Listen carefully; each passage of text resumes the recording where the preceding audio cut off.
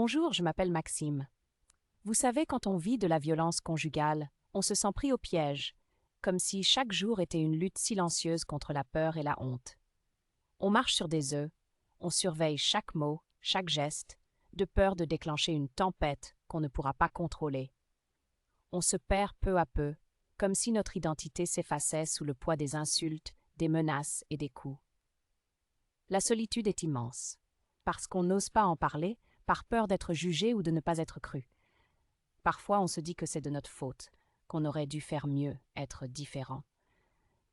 Mais au fond, il y a toujours cette petite voix, faible mais tenace, qui murmure qu'on mérite mieux, qu'on mérite d'être aimé sans avoir mal. Mais cette petite voix, on a souvent du mal à l'entendre, parce qu'elle est noyée sous les hurlements, les reproches et cette impression qu'on ne vaut rien.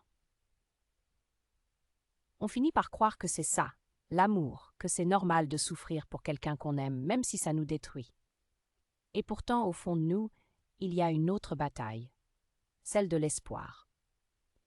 L'espoir que les choses changent, que la personne qu'on a aimée redevienne celle qu'elle était au début, douce et attentionnée.